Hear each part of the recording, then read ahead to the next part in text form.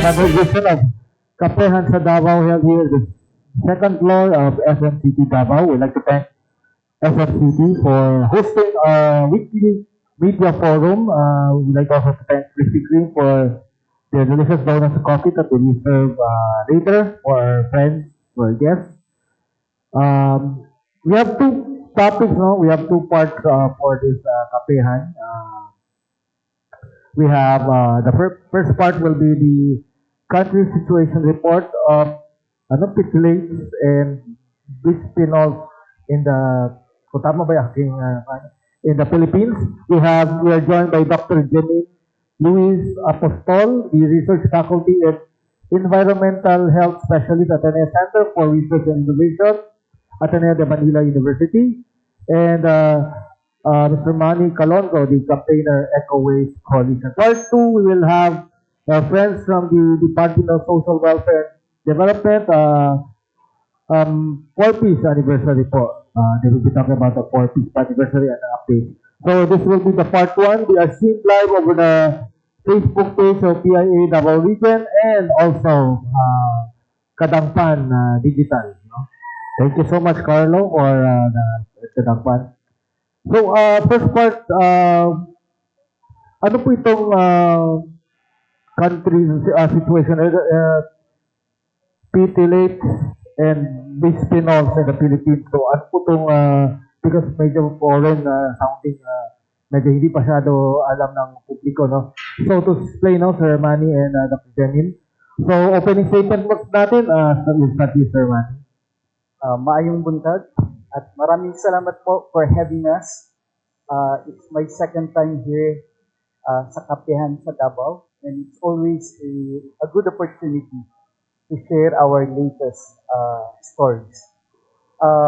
We have come to Davao City to launch a new report that was a collaborative effort of 4 organizations: the Ateneo Center for Research and Innovation, Arugaan, Eco Waste Coalition, and the Davao City-based Interfacing Development Interventions on Sustainability. As we are all aware, there is an ongoing planetary plastic crisis, and for that reason, our groups, with support from the International Pollutants Elimination Network, conducted a research on bisphenols and phthalates. These are 2 groups of hazardous chemicals widely used by the plastic industry. High volume chemicals po ito, and we all see them around us. The aim of the research was to understand how phthalates and bisphenols are regulated in the Philippines and globally, and what are the gaps, so we can address those gaps in order to protect public health. Our report shows that there are critical gaps in regulations that have to be fixed in order to protect public health. Okay, then Dr. Janine. Direct-direct ko lang po yung sinabi ni Sir Manny, no? So, marami naman sa atin ang familiar na sa ating plastic pollution crisis. Ang dami yung plastics ngayon. Ngayon po, nauuso na rin yung kaalaman ng mga tao about microplastics or the very small pieces of plastics na pumapasok sa ating katawan. Pero ang kadalasan hindi po na pag-uusapan ngayon is that along with this plastic pollution crisis, ay meron po siyang kaakibat na chemical health crisis. Because all of these plastics are laden with a lot of toxic chemicals. And 2 of these very toxic chemicals are your phthalates and your bisphenols, no? So, kung familiar po kayo, kung babasahin niyo po minsan, no, yung mga nakalagay sa ating mga plastic products, may makikita po kayo na BPA, which stands for bisphenol A, and DEHP, which is di-2-ethylhexyl phthalate. Ito po yung 2 most common na phthalate and bisphenols. Para mas maintindihan po natin, yung phthalates po ay pampalambot ng plastics. So, yung mga plastics po na malalambot, kaya po yung mga ginagamit para sa mga bata, yung hinangat-ngat ng mga bata, di ba? Or yung mga laruan na malalambot na plastic, dinadagdagan po yan ng tali para lumambot sila. Ang bisphenol naman po ay pampatigas. So kaya may mga plastic po tayo na medyo matigas, no? Kasi dinadagdag po natin yung mga plasticizers nito para mas maging matibay po. So ngayon, ito po mga chemical na ito ay nakakatakot kasi they're endocrine disrupting chemicals or EDCs. Ibig sabihin po, kapag pumasok sila sa katawan, ay sinisira nila yung natural na ritmo at yung normal na functioning po no, ng ating katawan by working on our hormones, and they are found everywhere. In as common as plastic products are, no, these chemicals, phthalates, and bisphenols, they're found from cosmetics, food packaging, medical devices, mga kagamitan sa bahay, school supplies, cleaning products. In fact, may study nga po sa US that say that nearly 100% of the US population, Sir Manny, ay merong metabolites ng mga phthalates at mga bisphenols at hindi po malayo na baka ganun din dito sa Pilipinas na meron po tayong mga ganung chemical sa ating katawan. Maaari po natin silang malanghap, kadalasan po nakakain natin sila. And ang pinaka-kinakabahala po natin is that ang epekto po nila ay sa buong katawan. Everything from heart disease. No? Naapektuhan din po nila ang ating reproduction across the lifespan. No? Very young boys and girls all the way to adulthood, affecting their ability to reproduce and their fertility. Neurodevelopment po, no, nalit na rin po ang phthalates at ang mga bisphenols to learning and cognitive disorders, autism, ADHD, metabolic disease, cancer, and child development. And siguro po, i-emphasize ko rin lang po, no, children are particularly vulnerable because they eat more, they drink more, they eat more. In fact, many of the studies, both locally and abroad, have found that children have 3 to 4 times as much chemical load compared to adults when we talk about these kinds of chemicals. And napakahalaga po na mas paigtingin natin yung awareness ng ating mga mamamayan. And kadalasan po, no, especially for baby products for money, naglalagay tayo ng BPA-free, no? Diba narinig po natin yun, pag bibili tayo ng mga laruan, lalong-lalo na yung mga baby bottles, hanapin po natin yung BPA-free. Hindi pala sapat yun. Because BPA is just one among many different bisphenols. Pwedeng wala pong BPA, but it can contain other bisphenols. It can say DEHP-free, but it can also include other phthalates. So, mahalaga po no, na mas pagpaigtingin at mas palawakin po natin ang monitoring at pag-regulate po ng mga chemical na ito dahil nakakatakot po ang kanilang epekto sa ating katawan.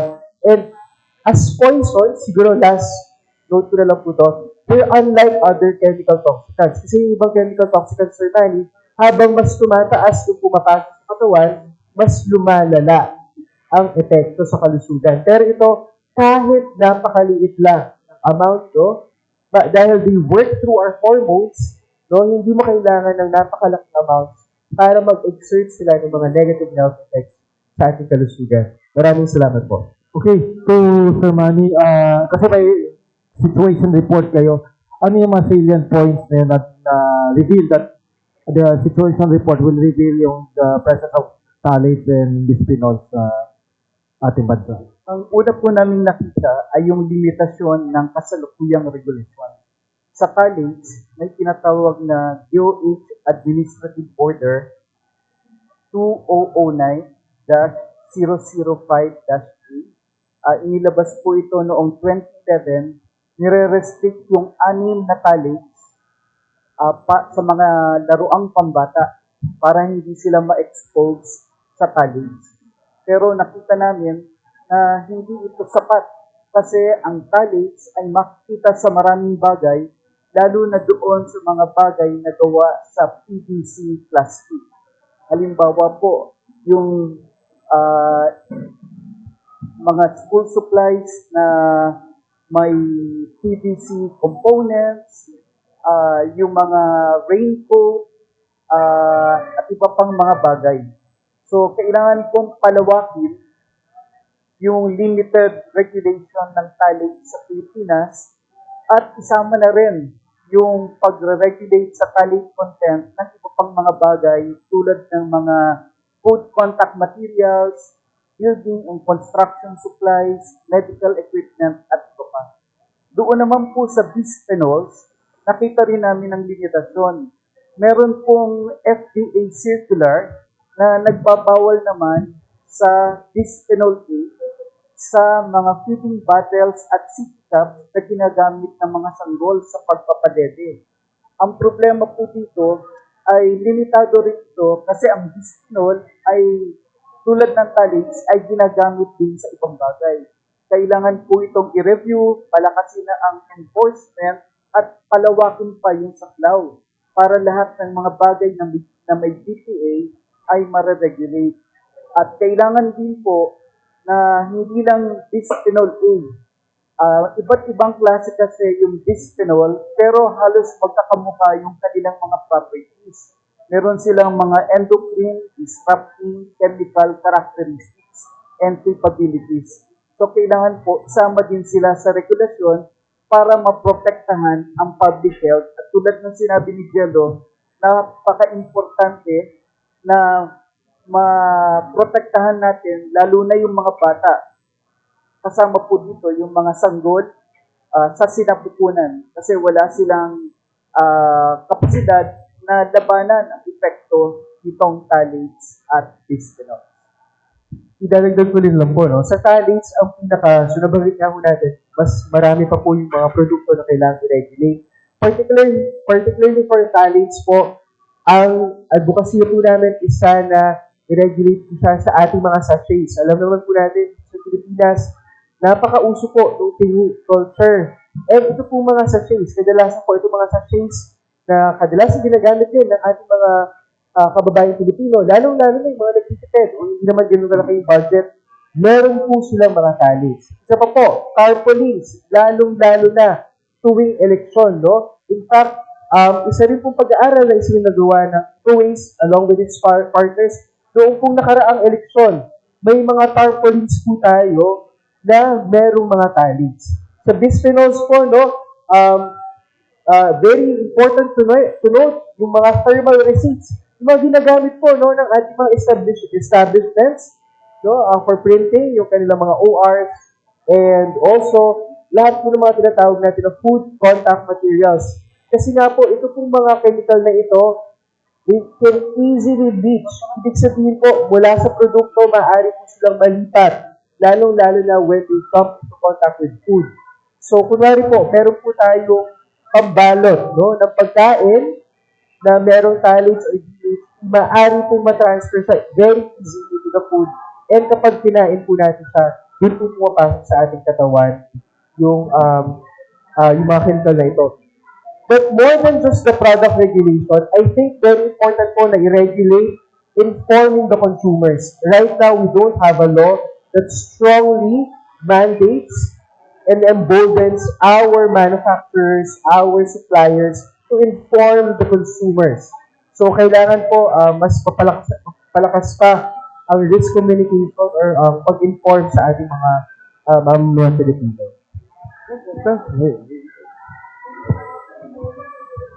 Hello. Sir, to any of our guests na lang po. You mentioned kanina po that these chemicals can heavily affect children. Can you tell us po some of the possible long-term diseases that children could acquire if ever they're exposed to these chemicals? Sa paglaki po nila, ano po yung mga possible na mga sakit na they could get from it? So, ma'am, I'm glad that you asked it that way, no? Because what's also unique about these kinds of chemicals is that even if you are exposed to them at an early age, the effects will happen to you more often than not when you are in your 20s, 30s. So we're talking about everything from neurodevelopmental disorders, no? Talates and bisphenols have been linked with alertness problems, with learning issues, no, for children, with ADHD, eventually leading to mental health problems later on. They have been linked with obesity and other metabolic syndromes like diabetes. They have been linked with cardiovascular problems, particularly heart disease, and they've also been linked with cancer. No? Ang isa po sa widest body of evidence din is yung tinatawag natin na intergenerational effects. No? So kapag yung nanay ay na-expose sa mga chemical na ito, makikita po natin yung epekto nito sa kanilang mga sanggol, no? Yung mga hindi pa pinapanganak na sanggol, particularly yung epekto sa kanilang sa formation ng kanilang reproductive organs. So, just to emphasize po, no, children are particularly at risk. Very systemic po ng mga epekto, no, mula sa utak hanggang sa reproductive organs, and dadalhin po nila ang mga epekto na to all the way, no, for the rest of their lives. Sir, you mentioned po earlier that we are campaigning for our government, national government, to have a law in order to in order for our consumers to be well versed po sa laman ng mga chemicals at mati our body. Are we positive po na this law would be mapasa natin immediately, considering the danger that it puts or risk our children po? Mayroon na tayong mga batas na pwedeng pagsimulan. Halimbawa, yung Consumer Act of the Philippines, kinikilala ang karapatan ng mga consumer sa impormasyon. Pwede itong palawakin para isama ang karapatan ng consumer sa impormasyong pangkemikal sa mga produkto. Kailangan lahat ng bagay, lalo na yung mga ginagamit ng mga vulnerable sektor, katulad ng mga bata at sanggol, at mga kababaihan at iba pa, dapat yung mga chemical ingredients niya ay nababasa, nalalaman ng tao. Dapat may traceability na tinatawag para kung ano man yung regulasyon natin ay namomonitor ng mas epektibo. Kasi kung walang chemical ingredient disclosure, wala tayong kaalaman. Kung walang patakaran na nagbibigay ng responsibility sa mga manufacturers na maging transparent sa kanilang mga chemical ingredients, ang talo yung pampublikong kalusugan. Kasi hindi natin alam kung ano yung ating kinukonsumo at ang magiging epekto nito sa kalusugan at kalikasan. Malayo pa ang proseso, kasi halimbawa itong pagbabawal sa bisphenol A, BPA sa mga feeding bottles at sippy cups, more than 10 years ang proseso. Hindi ganun kadali, pero dapat simulan. At pwede tayong magsimula doon sa bagay na meron na tayo. Halimbawa, yung nabanggit namin kanina na kailangan i-review, i-strengthen, at i-expand yung mga existing regulations tungkol sa phthalates at bisphenol. Idadagdag ko rin lang po na more than just, well, yung policy process po actually, meron naman pong batas, pero matagal din po. No? I think sa Pilipinas, for us to reach yung BPA ban, it took us around 6 to 7 years. More than 10 years, no?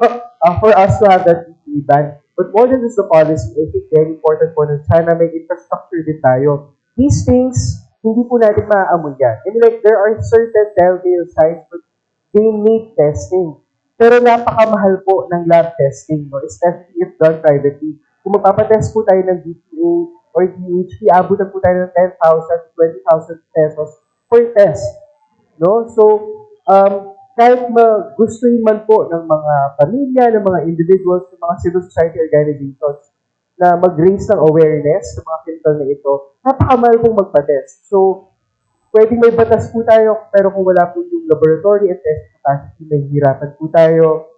And I think right now po, mahirap din kasi iba-iba po ang nag-act on it. No? Yung policy actors na tinatawag natin na in charge from everything to monitoring, to regulation, to risk communication and health promotion, iba-iba po sila at kadalasan na hindi po sila nagko-coordinate with each other. So very important po na whole of government, whole of society approach, no? And definitely, more than just the policy, risk communication is very important because for sure po, no, many Filipinos still are not aware of these everyday chemical risks that we are facing from the plastic products that we are using.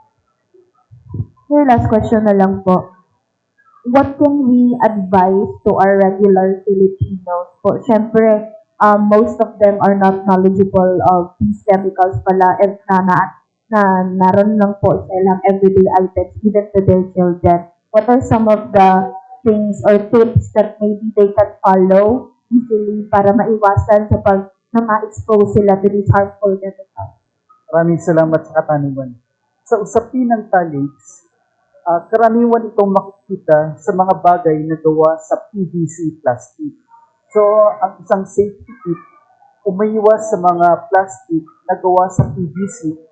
Ito ay may recycling symbol number 3 at karaniwan masangsang yung amoy. Meron siyang strong chemical smell.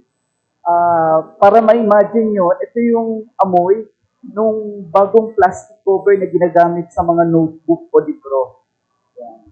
So, umiwas sa mga bagay na gawa sa PVC at siguro makakatulong din kung bumili sa mga establishmento na otorisado ng pamahalaan. Doon naman sa, pwede ko rin siguro sabihin na maghanap ng mga label na phthalate-free. Pero ang problema rito kasi, kahit sino pwede mag-claim na phthalate-free. Kung walang verification process, ang gobyerno ay makakalusot ang mga bagay na sabi, phthalate-free, pero may phthalates pala. Yung sa usapin naman ng bisphenols, umiwas tayo dun sa mga plastic na may number 5, ito yung polycarbonate plastic. At umiwas din dun sa mga pagkain dilata kasi posible yung lining na ginamit ay may EPA.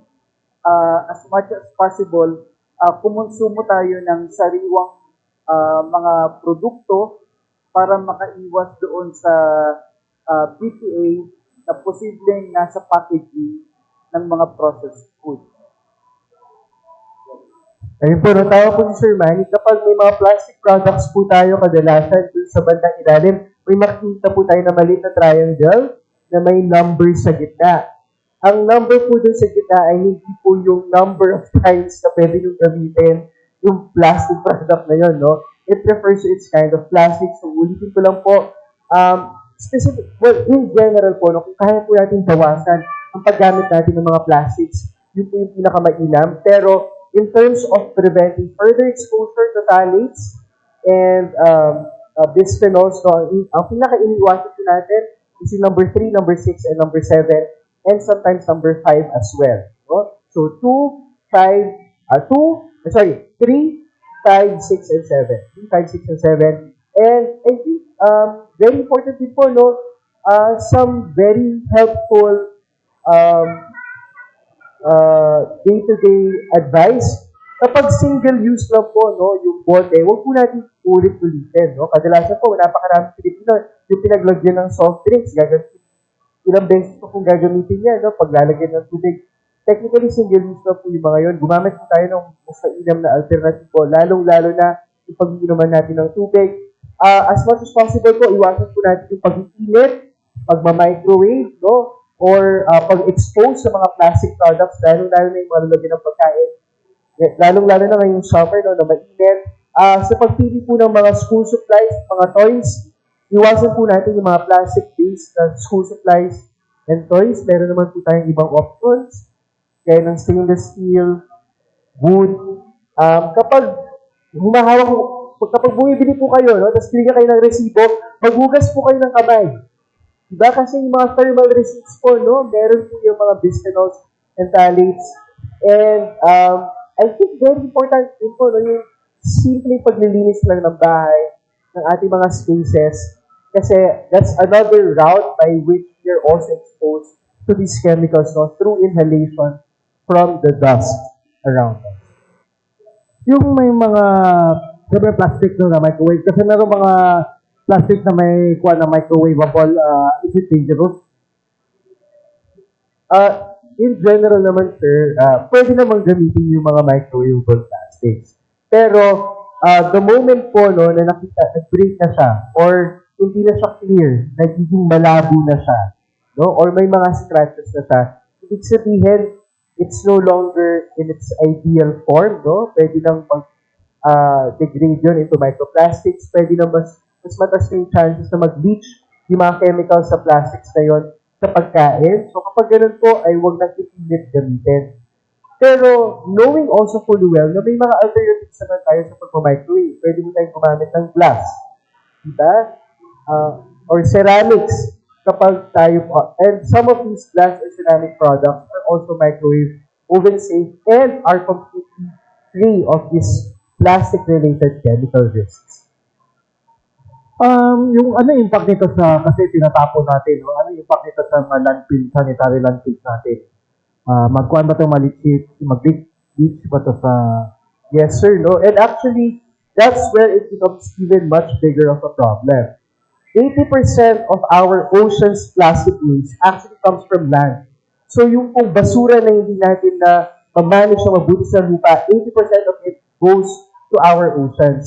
And in our oceans, they're exposed to physical as well as environmental factors. Ito pong bigger plastics na ito, they are broken down into smaller pieces called microplastics. They're eaten up and travel up into the marine food chain eventually. Kapag bibili po tayo ng tahong, ng bangus, ng tilapia, or mga talaba, no? Ito po yung mga yamang dagat na kumain ng mga microplastics na tinapon natin. So in effect, babalik po yan sa atin.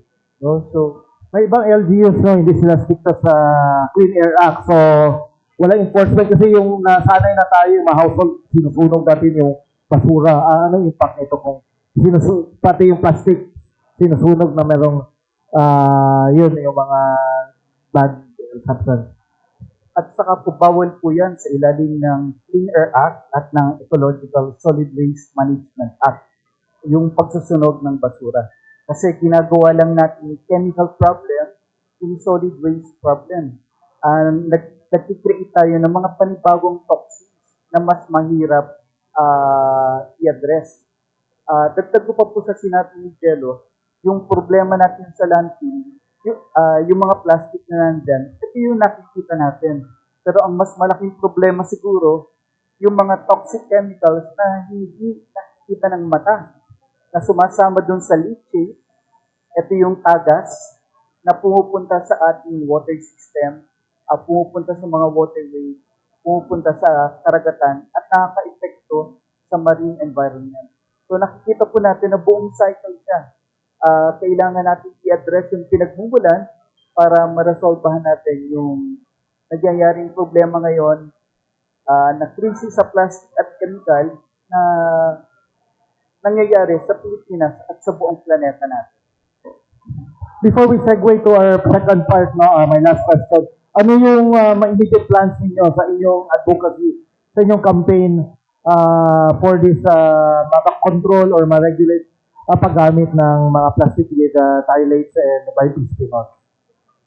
Una po, nais namin gamitin itong country situation report bilang instrumento para mapaunawa sa publiko, kasama na po dyan yung ating mga regulators, sa malaking problema natin sa phenols at phthalates at sa urgency na magkaroon ng pangmatagalang solusyon sa problemang ito. Ito po ay ibibigay namin sa ating mga regulators, particularly sa Department of Health, Food and Drug Administration, Department of Environment and Natural Resources, Department of Trade and Industry at iba pa. Importante po na maunawaan natin yung problema at sama-sama maipanawagan natin na kailangang i-review, palakasin at palawakin yung mga regulasyon natin sa bisphenols at phthalates na sa kasalukuyan ay napaka-limitado. Kakibat po ng ating advocacy or paglapit sa ating mga government agencies. Patuloy din po ang ating initiatives when it comes to making sure na ito pong informasyon na ito ay makakarating sa mga tao na kailangan maka-alam talaga sa mga health issues or health risks na ito. We're talking about vulnerable populations, parents, children, women, vulnerable communities, marginalized populations. So, tuloy-tuloy lang po sana magkaroon pa po tayo ng mas maraming opportunity na mas mailapit ang kaalaman na ito sa ating mga vulnerable populations. And umiikot pa kayo sa ibang parts ng bansa kasi you're from Manila, sir, no? So, aside from Davao, where are the plans? Nagbabalak po kami na maglunsad din ng iba pang mga talakayan sa ibang bahagi ng Pilipinas. Yung network po namin mula Baguio hanggang dito sa Davao At pagsusumikapan natin na ipamahagi yung balita para mas marami ang makaalam. May mga LGUs na ba na partners sir? Because LGUs are really all important partners kasi sila yung nasa ground. EcoWaste Coalition po ay maraming partners na LGUs, lalo na sa pagsusulong ng circular economy, katulad po ng Pasig City, Quezon City, Caloocan City, at iba pa. Kaya po naririyan yung oportunidad na yung mga rekomendasyon dito sa report na ito ay maibahagi rin namin sa mga partner LGUs. Okay, thank you so much to our guests, Sir Manny and Dr. Jemin. Parting statement po, ano po mga ating announce? We'll start with Dr. Jemin. Ayun po, no, knowledge is power. Very important po no, na i-empower natin yung ating mga sarili with the right information para tayo na rin po mismo ang unang protekta sa ating mga sarili. Salamat po sa invitasyon at naway naging nakatulong kami sa pagbibigay ng impormasyon sa napakahalagang issue na ito at sana po ay mabigyang pansin ito sa media kasi kailangan po natin talaga ng tulong para maipabatid sa publiko ang problemang dulot ng plastic, particular po yung mga hazardous chemical additives tulad ng bisphenol at phthalates. Marami pong salamat. Okay, marami po salamat, Dr. Jemin Luis Apostol, Research Facility, Faculty and Environmental Health Specialist at the Center for Research and Innovation of Ateneo de Manila University. And of course, Sir Manny Calonzo, para nag-guest na po si Sir Manny dati, he said, no, second time, no, campaigner, EcoWaste Coalition. We begin our second part, 4-piece anniversary and program updates. Ano yung mga updates on interventions, partnerships, and call for support. And of course, ating journey of 4-piece beneficiary and also, of course, a success story of Ma'am Eileen, who was the top 3 in the licensure examination for social work last year, 2025. Okay, we start with some craft, no, Ma'am Maria Cristina, para nag-guess na natin dati, I think, para meron kayong training for, I remember last time, yung hotel, yung, kamusta na po yun, and sige, opening statement po natin.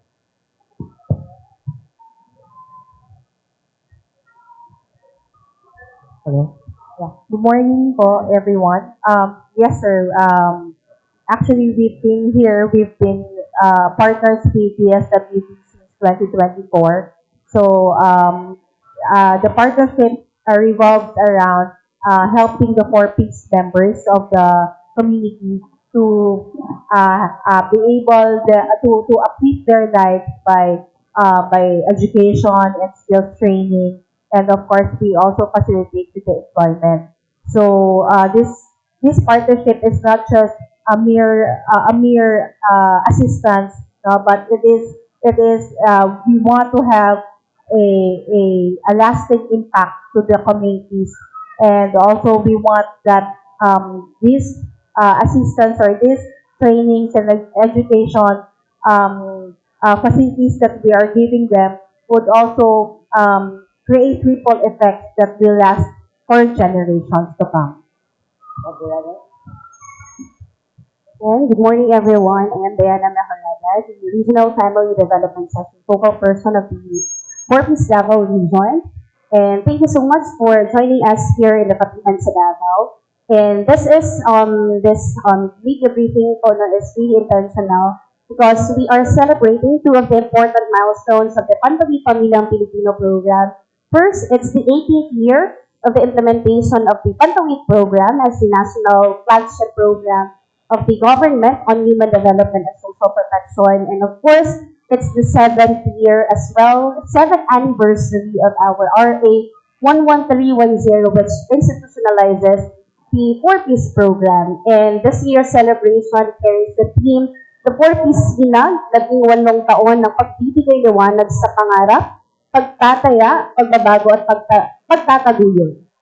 And in over 18 years of implementation of the program, the DSWD 4Ps Davao region has reached a lot of milestones. That's why they're very proud of the achievements of the program. And today we will be hearing some stories from our top-notchers. We have different top-notchers, and we have one, from the 2025 licensure examination for social workers. We have Ma'am Eileen, and of course, to share stories to us about their journey as 40s beneficiary. We have the Utay family. Now, these are just some of the gains and breakthroughs of the program. And at the same time, we are seeing a lot of families already able to stand on their own. We have reached 99,000 of 40s households who have reached level 3 or have reached the self-sufficiency, meaning they're able to stand on their own. And of course, we have the staff complement where we are able to strengthen our workforce, now able to facilitate the case management process. As of this year, the May 2026 data, we have a total of 224,090 active households who were given cash grants already by the program in Davao region alone. And currently, we have 210,000 who are active households and 63,000 who have already exited from the program. So that's a lot of number. However, despite these numbers po, we still are ongoing with our implementation as based on the social welfare and development indicator. We have a lot of beneficiaries who are still in the level 2 na patay, 250,752 households na naapas sa subsistence, meaning they're able to meet their basic needs pero nagkinahanglan pa sila og mga suporta, tungod na support and intervention for them to really become self-sufficient. And to respond to these needs po, na atay mga partnership, that's why we have the craft here, Ma'am Ribang, to explain to us some of the programs and services that we are in partnership with in order to provide interventions to our 4-piece households. Currently, we have 74 active partners in the program, CSO, NGO, private sectors, and business sector. So, ubay-ubay na atong na-provided ng mga services and interventions to our 4-piece beneficiaries. That's why we are here, because as we celebrate the 4-piece anniversary, we would like to highlight the gains of the programs, the successes of the programs, and the breakthroughs that we have now. Because the 4-piece program, this is what we want to share to everybody, and we would like our media partners as well to be with us in informing the public that 4-piece is not only a provision of cash grant, but this is giving light to the dreams and hopes of our Filipino families towards the lifelong transformation and lasting change. Thank you so much. Okay, diretso na tayo sa success, kwentong tagumpay ni Ma'am Dorcas Utay and Ma'am Eileen. Si Ma'am Dorcas, gikan pa niya sa Sibulan, layo na, Ma'am, kwento niyo po, how did you, paano ka nakasali sa 4-piece and ano yung epekto sa inyo ng programa? May buntag sa tanan, ako si Dorcas D. Utay, gikan sa Barangay Sibulan.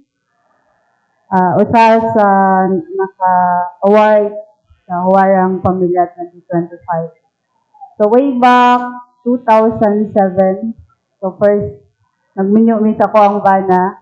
So life story, sobrang hirap. Although kami usa ka IP Bagobo Tagabawa. So dagko mig kayutaan pero kulang mi sa kahibalo unsaon pagmad ang among yuta. That's why kulang mi og financial.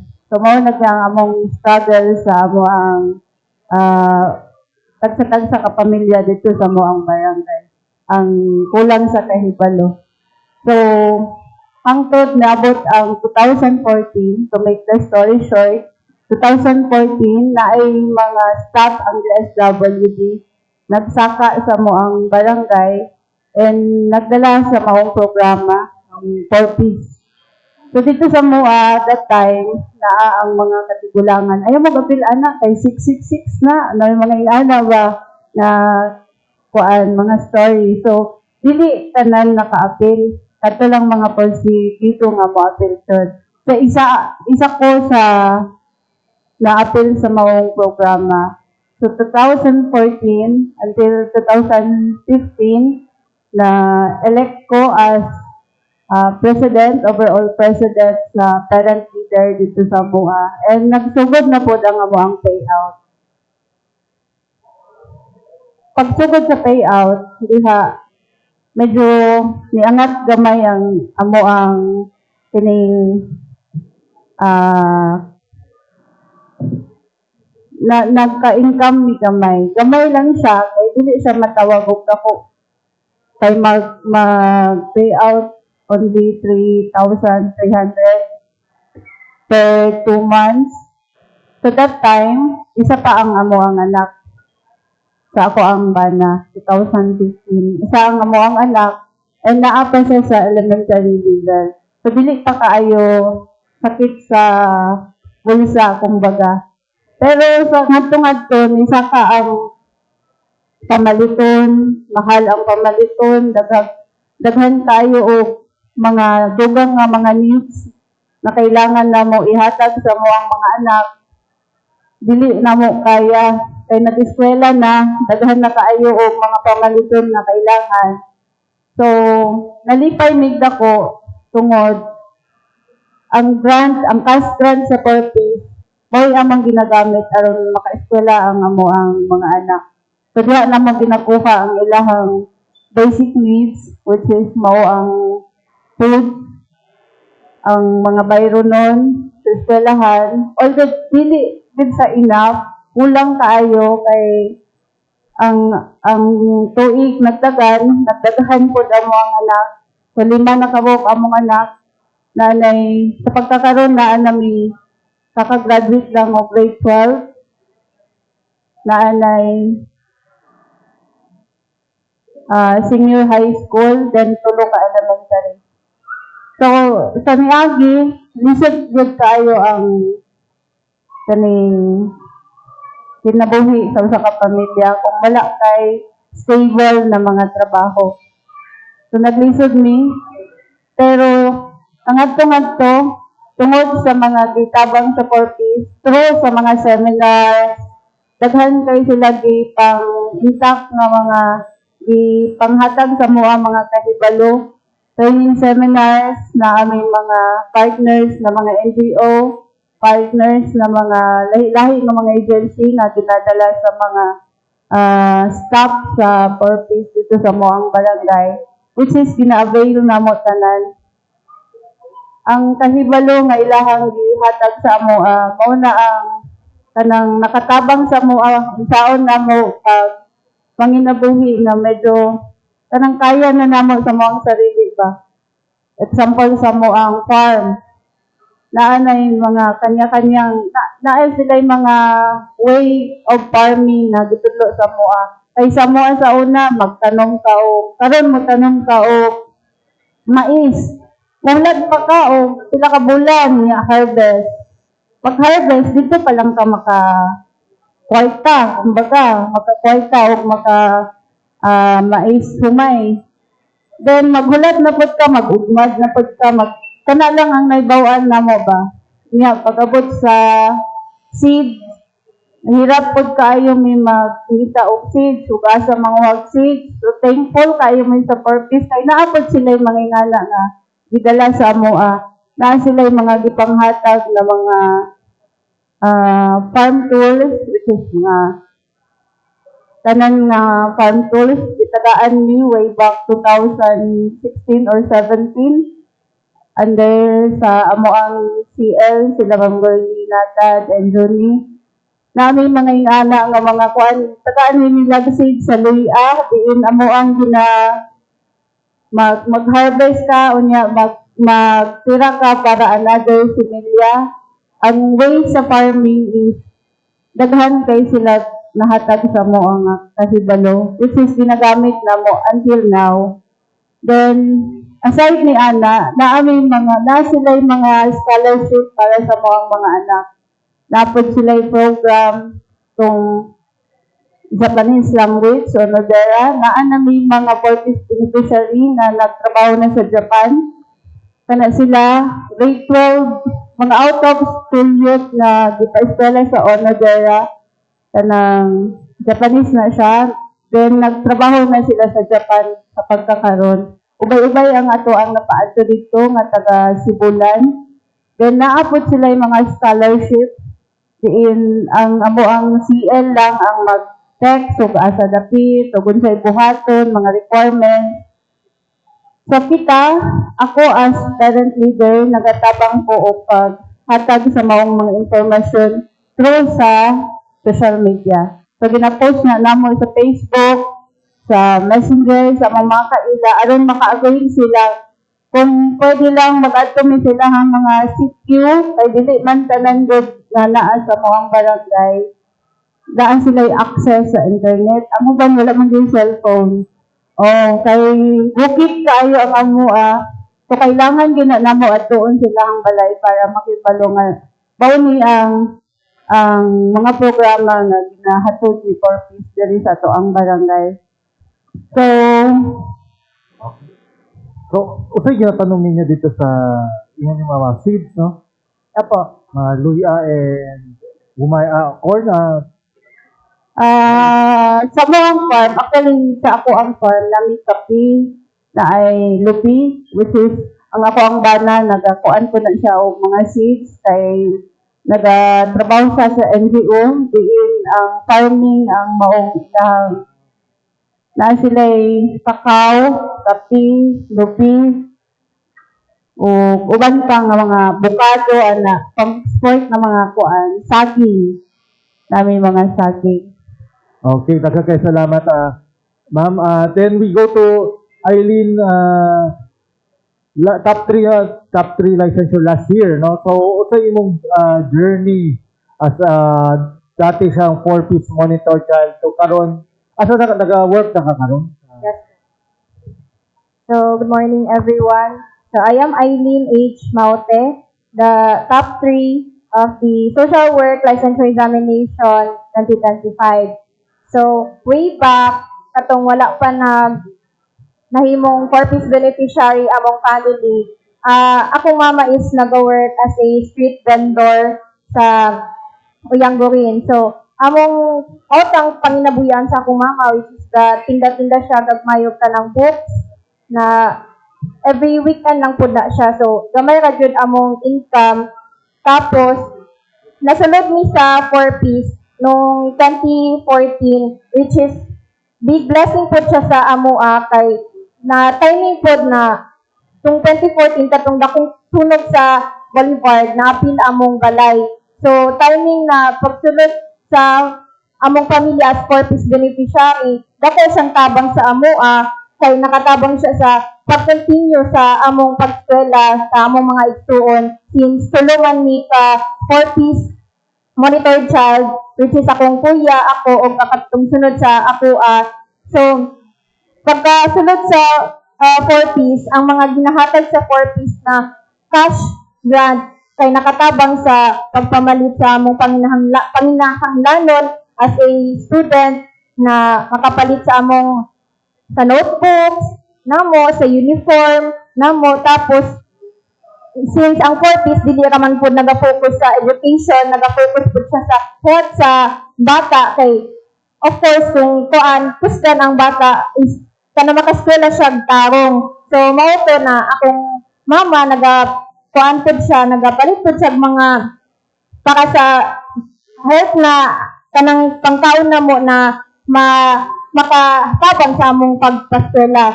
So as a 4-piece monitored child, grabe jud akong pagpaningkamot kay siyempre makita man jud nako ang kalisod sa pagpaningkamot sa akong mama na makahuman ni. So ako nagapaningkamot pud ko na mas makatabang sa iyaha. So sa pagpaningkamot nako na-achieve nako ang kanina akong achievement jud na ma-top sa social work licensure examination. Actually dili jud nako siya, kung to be honest, dili jud na at first kay dili jud ako siya kanang gusto ko na matap Kay, para sa kuha, ang pagkatap kay kuhaan na siya kanang new level of achievement. Kay being a board passer na is an big achievement na jud sa isa ka pamilya, no? So, ang pagkatap na ko is something na gina-look up na ko na di na ko expected na achievement sa akong life ug sa among pamilya pod.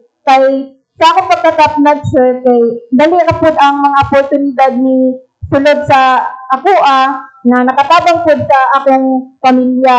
So, through that four piece na actually ang four piece pod dili pod mao lang ang ni tabang sa among family kay naapod ang kuan SLP na Sustainable Livelihood Program sa DSWD na nakatabang pod sa pagpadungag sa kapital sa akong mama. So mauto na nakakuha ni gamay na pwesto sa Uyanggurin. So mauto nakatabang pod sa mua ug ang AKAP program pod sa DSWD isa pod na sa mga program na nakatabang sa among pamilya para mapalambo among pamilya na from being a survival mode na among pagpanginabuhi na imo na siyang self-sufficient na kuan na tarong na gyud among panginabuhi na kanang nakastand kami on our own without depending sa core piece na program. Kay syempre ang core piece man dili man siya program na kanang ginapush na mag-depend lang ang isa ka pamilya sa kana na program. Kay ang core piece ang gusto niya, ang goal niya is mahimong makastand on their own ang isa ka pamilya, ang isa ka poor family, I mean. So, mao to na dako jud mong pasalamat among pamilya jud na na-appeal ni sa four piece og na himo ning kuan na palambot niya among kuan kinabuhi og naabot nako ni na achievement. Mao to. So graduate na imong pamilya sa 4P. Yes po, 2022 po nag-graduate akong family po. Okay, thank you so much. To Ma'am Christina, kamusta na yung ating programa na mag-training? Tapos na po ba yung mga tina-train natin? Yung, di ba parang sa hotel man yan? And kumusta na yung mga ating beneficiary?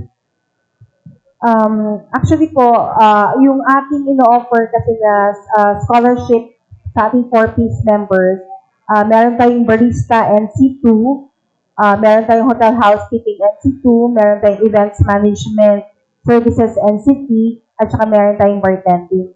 So, last year is nakapag-graduate na tayo ng ilan na mga scholars from the 4-piece. And itong mga to, kasi yung partnership natin, hindi lang tayo mag-stop sa training. So, we conducted also in partnership of our different organizations na nagkaroon tayo ng job fair noong April 15 that was held also here in SM Macolan. So, medyo marami din nabigyan ng mga opportunities sa ating mga 4-piece members. And these initiatives are really welcome kasi yung nakita natin with our partnership with the SWD kasi sumasama din kami sa pag-ikot-ikot sa mga different barangays and different municipalities. So, marami talagang mga nangangailangan ng tulong na for the 4-piece members. So, the DSWD is not limited to just give this financial assistance, but because of education and skills training, this creates an opportunity for them to cultivate their potentials and also provide them with the necessary opportunities for employment or entrepreneurship. So, for the past year is meron na tayong mga ilang success stories na nakita or na nabigay na through the initiative of DSWD. Question? Si Carlo muna, si Carlo. Good morning po. Okay to Ma'am Mejorada, for the record naman po in case of katong sa mga ihap sa mga families na disqualified na for applying sa 4Ps. I don't know kung may data for last year and compared to the first quarter of this year po? Allow me to, sir, thank you sa question. Allow me to, to get the actual number of families. So as of May 2026, our data po for the active natin ng mga households na qualified sa program is we have 210,446 households. So tibuok Davao region na siya. So in Davao City alone, we have 37,412 the households sa Davao City, and then we have different numbers pa per province. In Davao de Oro, we have 46,381. Davao del Norte, we have 41,381 households.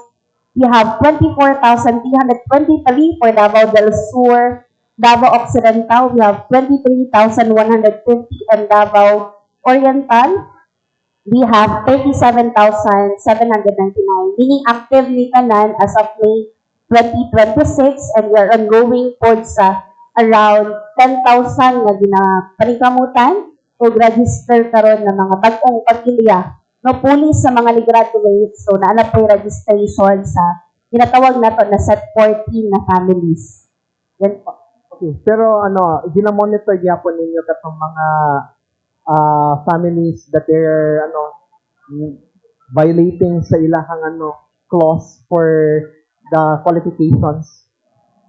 For the qualifications, sir, no, yes, the program has a standard na mechanisms in order to handle this concerns. For example, the disqualification, so natin grievance redress system, naka-in place yun as part of the RA 11310 na to na balaod. Yeah, for instances where there are disqualifications or na yung mga mo go beyond or buhat o mga dili maayo, no, that will result to the listing. So, naatay mekanismo that's our GRS. Pero kanina mga concern, for example, na yung mga misbehavior or naabay pagprenda sa ilang mga ATM, na siya, sir, na mga cases, pero muagi daw due process.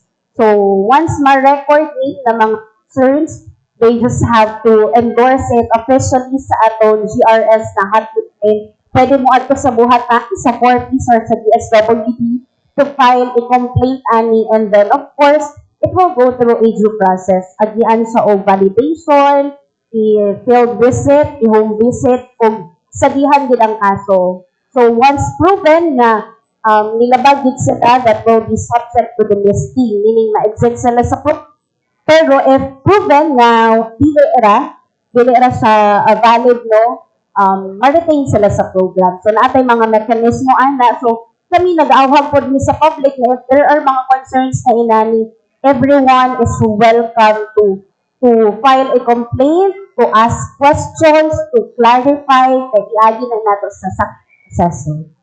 Ma'am, follow up yapon with regards katong mga beneficiaries o mga families.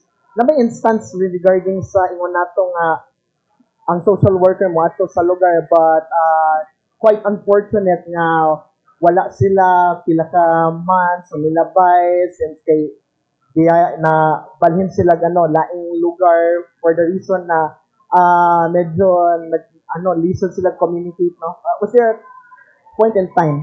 Yes, sir. Daghantag mga instances no nga dili malocate ang atong mga households po. So, na mga cases na ang household is nag-transfer of residence. So, kani siya, dili pasabot na nihawa ka sa isa ka lugar, matanggal na po ka sa programa. We can just process that, no, the updating sa imong information, meaning, i-change lang natin imong address. So, ang mumoni, for example, from Region 11, kung yan, ibalhin ka dito sa Region 12 areas. So, ang imong record, among i-endorse to Region 12 so that sila na ang facilitate sa monitoring ani nga household. So, dito na po si beneficiary mag-attend sa family development session, dito na mag-apply sa education, sa health na mga conditionalities. So, natin mga cases na inana. And we have process as well on the beneficiary updating of the information. So, mo na mong gina-instruct lang sa mga Corpus household na if ever there are changes in your information, you just have to inform your city municipal link kay para ma-process nila ug dili maundang imong grants. Kay for example, diri ka sa Region 11 unya, wala ka nagpahibalo nga nihawa na day ka, ni balhin ka Region 12. So, ang imong grants sa monitoring, dili non-compliant ka. And if non-compliant ka sa conditions, dili ka kadawat sa grant.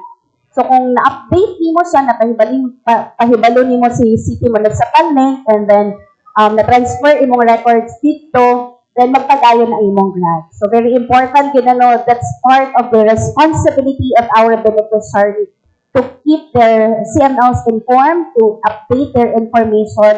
Because again, this is a healthy process. Dili lang ni worker center, dili lang sa beneficiary center, but this is a shared responsibility for both. Ma'am Aileen, Assalamualaikum warahmatullahi ta'ala wabarakatuh. Waalaikumsalam warahmatullahi ta'ala wabarakatuh. Yes, okay. Regarding kay na mention imong story kay congrats di ay no sa imong ano. But kani karon before na you were monitored sa 4Ps pero karon since musulod ka in the future nga mag social worker ka basin that mahimamat na pod nimo katong mga aspiring nga mga beneficiaries. But of course, unsay advice nato, of course, katong mga situation nga before sa imuha nga naapod sa mahimong future child beneficiaries sa 40s. Piece of advice. So, piece of advice sa akong fellow monitored 4Ps child, no, is strive for success, good. Kanang, dili ninyo kuan ninyo sang i-limit inyong sarili sa kanilang akong kaya. So, dream big yun. Kay, through perseverance and the support sa community and sa government nato, like the 4Ps program and the family po nato, no? Kay kaya nato kabuton atong mga dreams nato. Bisan unsa pa na siya kadako, as long as the proper support is provided, kaya nato na kabuton. Like ako, dili man nako expected jud ni na matap ko, no? But sure jud ko na because of my family, the 4Ps program, the community, tanan na nakatabang sa akong pagpastela is mao po lang hinungdan nganong na ako diri na position na achievement, nakuha na ko ni na achievement. So, dream big, strive for success, and mao to po. Shukran po. To Ma'am Dorcas, no? You said no na katong mga tanong ninyo ay kakao also epekto ato because is ingon nimo na lisod mo when kayang harvest murag wala na kung paghulat mo walay makaon also epekto sa 4Ps sa pagtudlo sa inyong mga agricultural mga bagong agricultural practices sa komunidad ninyo sa Sibulan. May impact ba ang 4Ps? Actually, dili lang ang 4Ps ang nagahatag sa mga seeds. So, kay mga NGO, which is ang Farm Co-op, naapoy DA, Department of Agriculture, ang kahibalo nga i-invite sa DSWD sa mga paghimog mga letter of intent, o nana. So, nagamit na mo para mag-request sa lahi-lahi ng mga agency para sa mga needs na mo ng mga inputs and seeds. So, gituduan nyo no, mag-request sa mga different government. Yes po. Ma'am, Diana, sa succeeding years ng sa future ng 4Ps, ano yung mga pagbabago na makikita natin? Lalo sa implementation. For the implementation of the program po, no, although the 4Ps program is in its 18th year of implementation, still there are a lot of things that we have to improve on sa implementation. So continuously, the program is going through re-engineering, systems enhancement, No, in FPS alone, in family development session, we are strengthening our learning intervention because this is the part where we invest in the human capital of our beneficiaries. So, dira pa lang, gina-improve ang mga modules, katong gina-mention ni ma'am, nga naa sila ginaatanan ng mga seminar, mga learning sessions that's conducted through family development session. In systems, we are still improving our information systems, no, sa atong programa. And of course, we are strengthening with our partnerships, no, because again, the program, the DSWD, the 4Ps cannot do this alone. We need the whole of nation approach in the implementation of the program. So, pakusgan ang intervention ng mga partnership, no, to provide economic livelihood, mga engagement skills training. That's why we have the craft Poderia and many more na mga engagement with the national government agencies, with the non-government agencies, and CSOs as well. Hello, good morning po sa tanan. As citizen po, na curious lang po about sa 4Ps nga na-mention ni ma'am kanina. As Filipino, gusto na po ako nga mapangutana kung pwede po ako maka-avail ng 4Ps. Inahan ko duha sa mga anak. Wala ko trabaho, full-time mom po ako. Tapos ako ang bana is OFW. Sala lang po. Thank you. So for the 4Ps program, ma'am, the 4Ps program is intentionally for the children. It's a program, it's a human capital investment, particularly for our children to assist our poor households. So, kung saan man siya, ma'am, nga maka-appeal sa program, dili siya kina-applyan po, no? Dili mo yung application ang 4Ps program, but we have the CBMS or the Community-Based Monitoring System na ginapangunahan sa Philippine Statistics Authority. So, dira mahita po ang national survey, di ba? Nag-survey na sila matagpalay. And then, from their list, i-endorse na nila to DSWD, identifying isa tong poorest of the poor. So, kung ma-identify nga poorest of the poor, insa man sila, mo ni mga below poverty threshold. So, meaning nara sa around in Davao Region, I think within 11 to 13,000 ang income sa panimalay. So, kung below mo ato, so isa na to sa possible criteria nga masulod mo. So, meaning potential mo na household. Pero dili dayon ka masulod sa programa. Naapay mga gina-identify. Naaba kay 0 to 18 na anak. Naaba kay mabdos sa sulod sa pamilya. And ready po ba ka nga mo comply sa conditionalities sa program. Meaning, kasi ang program dili sa dole out na panghatag, muhatag lang kaskat, benson pa ni Eileen, no, nga nag-attend sila sa eskwelahan, nag-comply sa health conditionalities, muattend og FPS, because we want to ensure na ang mga bata are provided with, the parents are capacitated, no, so that they can manage their families, na mapaskwela ilang anak, masabtan nila importansya sa nutrition and health, so that they will have an improved level of well-being. So, kato ma'am, wala tayong application process for moagi kita sa CPMS, which is our National Standardized Targeting System po. Thank you po. Thank you kayo sa question na. So, ano sa to? 11 to 13,000 for annual or monthly? Monthly na, sir. Poverty threshold. I-try na kung check ang actual number, pero that's set by the PSA po, ato poverty threshold. Okay, question from our friends on media. Ma'am Christina, may ano pa yung mga continuing nyo na programa with the 4Ps? Ano pa yung mga, since classes also, tagal kayo sa mga skills training, also itong nag-offer nato? Thank you, sir. Actually, because yung naglibot-libot kami, we saw the maraming mga hardworking parents ang 4Ps natin. At saka marami tayong mga individuals na may mga potential, but they have limited access to education, to skills training, and employment opportunities. So what we do now is that we are opening a senior high school. So we will be accepting grade 11 students. Our target date of classes is on July 6.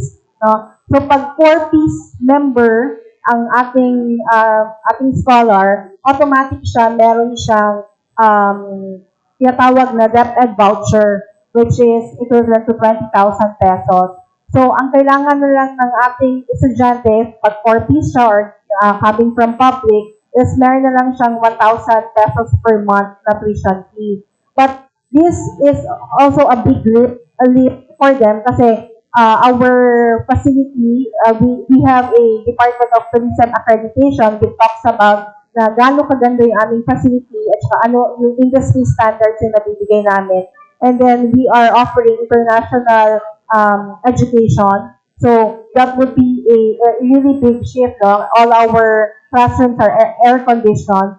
So mas mabibigyan natin ng magandang opportunity once they graduate. Kasi we believe at Craft na yung senior high school kasi is no longer an option.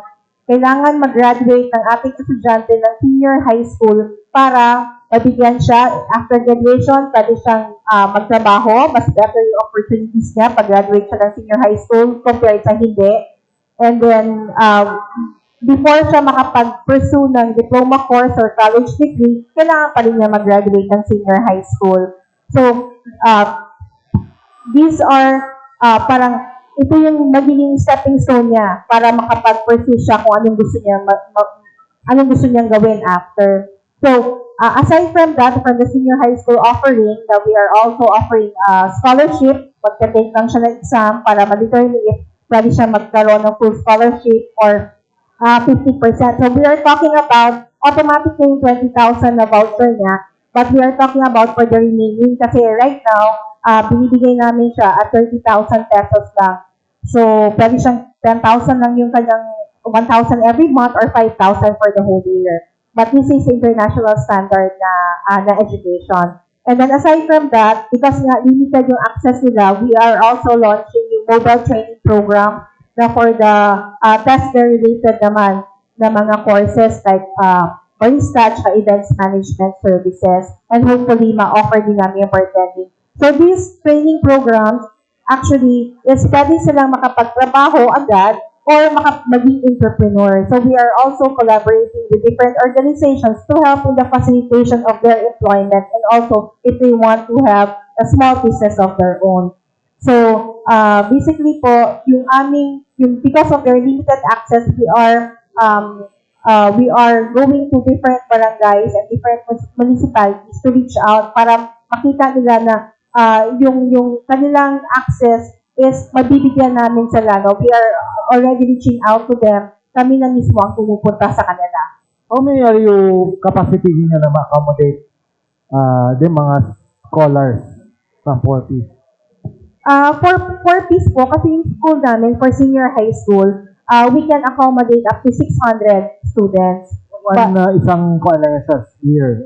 Yes, for one school year. But yun nga, we are encouraging yung mga lahat ng mga papasok ng senior high school na gusto nilang pumunta sa aming school or they can coordinate with their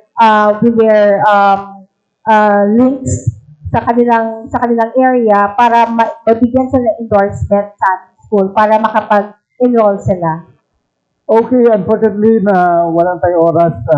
Thank you so much to our guests, Ma'am Christina, Ma'am Diana, Ma'am Dorcas, and Ma'am Eileen. Parting statement or for our mga beneficiary, also mensahe nato sa ating public, no? Sa mga fellow nato, mga 40s. Start with Ma'am. Ako ang mensahe para sa ang kaubanan ng Corpus 20 and beneficiary. As parents, need na to i-list down ng ato ang needs and wants. So, priority na to ato ang needs. Isang tabi sa ang wants ay asa na kung makauman ng ato ang mga anak mong girl, which is may pinaka-need as a parent. Sa ato ang estudyante po at mga anak, kalimti sa ninyo ang mga wants. I-priority sa ang inyong mga needs. O gamitin sa tama na paraan ang cash grant na nadawat.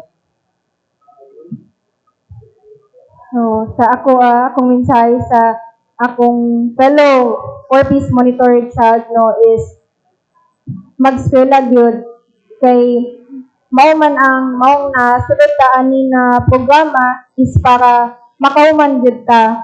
So maayo na dili gyud ta, I mean ang kuan is ang 4Ps is for the child to have a education.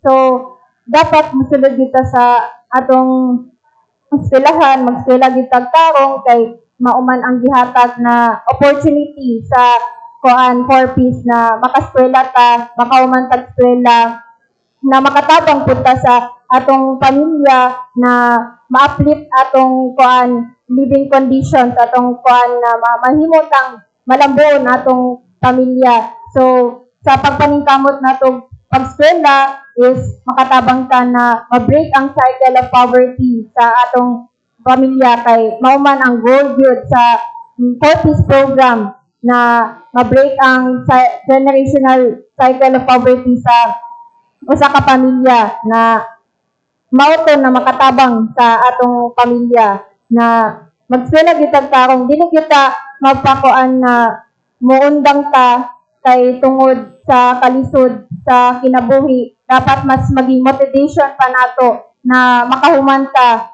na para makuan gyud matabangan nato atong pamilya. So mao to po. Thank you. Okay, participate na, Ma'am Diana.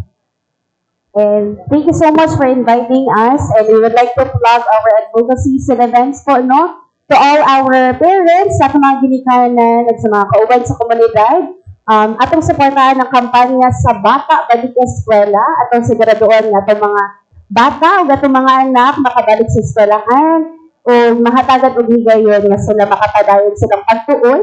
And also, we invite you po, our media partners, to cover the first ever temperament testing for volunteer doctor dogs under the Angels Pet Program of the DSWD Field Office 11 karong June 3, 2026, 9 a.m. at the Home for Girls and Women, CRCF DSWD FO 11. So kanisha, this activity will assess the suitability of our volunteer dogs that we provide comfort and psychosocial support po to DSWD clients and beneficiaries. So we look forward na ma-cover natin ito ng event this June 3. And of course, last, we would like to invite our 4Ps beneficiaries and also our general public to please stream with us sa atong Once Live from 4Ps Family Development Session. This is our innovative effort po no, nga mas makaabot sa itong mga beneficiary ang mga kinahanglan na pagtulunan, mga announcement, even the government services sa atong gobyerno that you will be able to avail and access. So, thank you so much for celebrating with us sa atong 40th anniversary. Thank you so much. Ma'am Christina. Yun po. So, real and lasting change happens when organizations choose to collaborate with compassion and shared responsibility. So, we encourage institutions, businesses, organizations, and individuals to become active members in empowering vulnerable families through education, scholarship, skills, training, livelihood support, mentorship opportunities, and employment opportunities.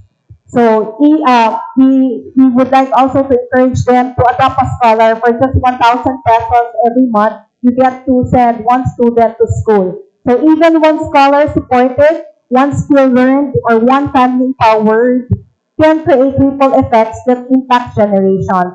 So supporting 4Ps beneficiaries is not simply about assistance, it is about restoring dignity, nurturing potential, and giving people the opportunity to build better lives for themselves and their families. So together, through convergence initiatives and shared commitment, we can help turn dreams into realities for many Filipino families. Thank you. Okay, thank you so much to DSWD Field Office 11, to Regional Director, no, Roelo Aradanas, and also to our friends, no, na ni-apot diri for including member ka sa dito sa Sibulan, no, may pakayon. But we'd like to thank you for sharing your time with us. Till next week, more relevant topics to be discussed. Salamat.